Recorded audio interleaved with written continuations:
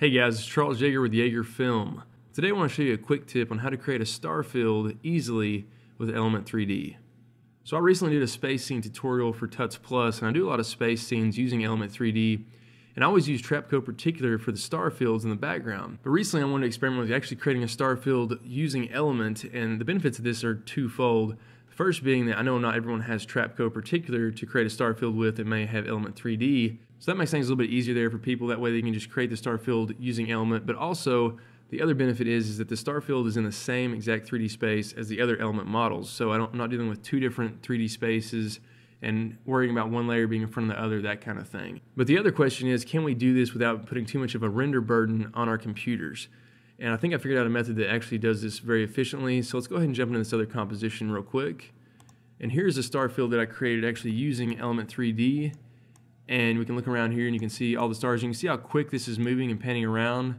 So it's really not much of a render burden at all on this system. And so you could easily add this to a current Element scene and not worry about it slowing it down that much. I'm currently working on a 1 GB graphics card on this computer, so if this can handle that, you should be fine. And if we need to increase the stars, I'm coming here to this star layer. It's very easy to increase. This is 2,000 right here, so we could easily increase to something like 6,000. And so you can just dial in as many stars as you want. You can see I'm getting a little bit more of a lag now, but we're dealing with quite a bit of stars here. But in reality, this is really not that much of a lag. And one other thing to note with stars before we jump into this, if you look in here, we zoom in this on 100%, no matter what the shape of the star is, whether it be round or whatever object we're using, you can see since they're so far in the distance, in reality, we're really looking at kind of like square pixels. So we really have like one bright pixel and then kind of surrounded by these other faint pixels here. If we zoom in really close, you can see we have the bright pixel and a couple others, and so we really can't tell what the original shape of these stars are. We just kind of perceive them as being round because they're so far away from the camera. But with that being said, let's go ahead and now look at this technique. I'm going to go ahead and turn off this 3D layer. And I've got another solid layer here with Element applied to it with nothing on it. And so let's go ahead and jump into the scene setup.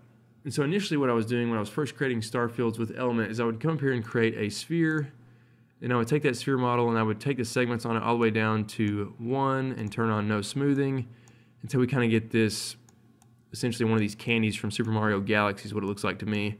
But you can see it's very low poly, and over here on the vertices we're still getting 60 and 20 faces.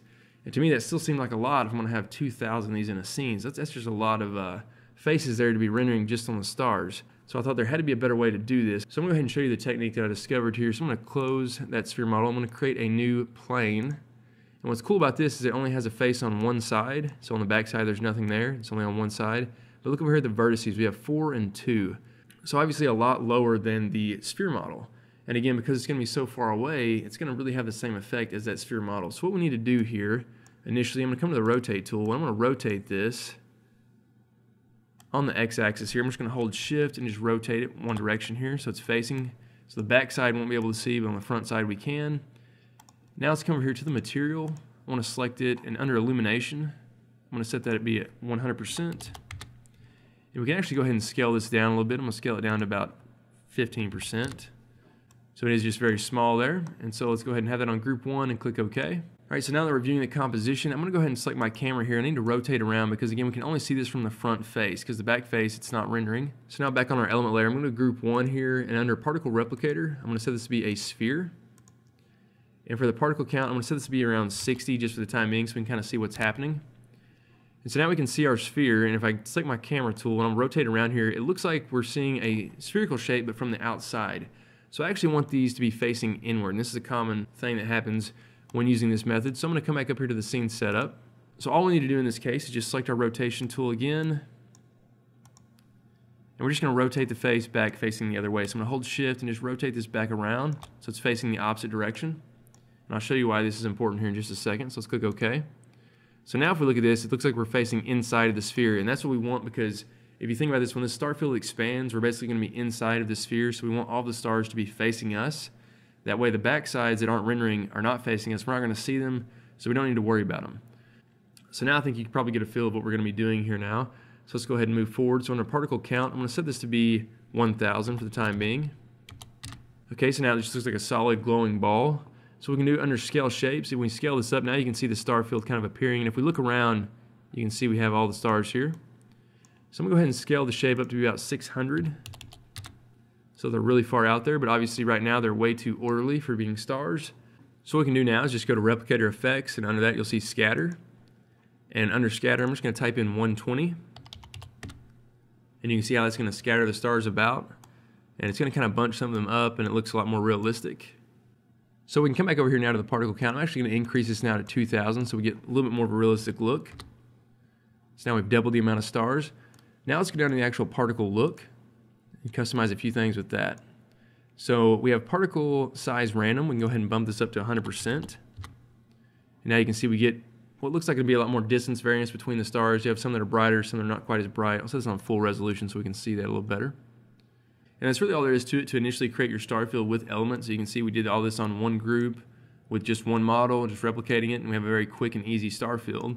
However, there's a few other settings we can actually customize to do some cool effects on these stars because we have a little more added control using elements. So under particle look, if we go to particle rotation here, under random rotation, because again the backside of these are not illuminated, we can kind of control the illumination or how bright some of the stars are randomly with this effect. So if I go ahead and rotate this, you'll see the stars start to dim and some of them start to brighten in different ways, which is pretty cool.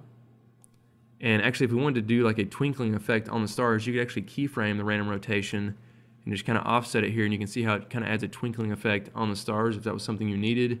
You may need to increase the actual amount here if you want to have a little bit more, so I'll bump this up to 4,000.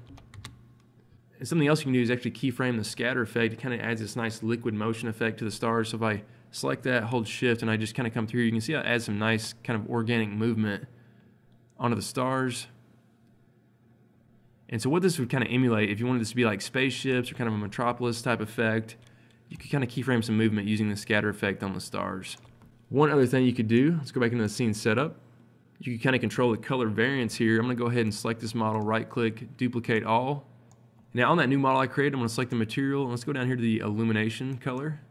Let's go ahead and just customize that. So I'll just make this like a blue color. And let's go ahead and right click and duplicate all one more time. And I'm going to select that material and change that to be another color. And just select OK and OK. And now you can see we kind of have a nice color variance now, different colors on the stars. I'm just going to come down here to the rotation, set this back to 0, just so we can see all these colors. So now you can see we have some white, teal, and orange stars. It's just a cool way to customize your Starfield in different ways, maybe a little bit different than you would with Trapcode Particular.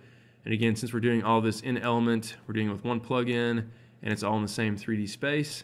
Alright guys, hopefully you enjoyed this quick tip on creating a Starfield efficiently with Element 3D. This is Yeager with Yeager Film. Thanks for watching.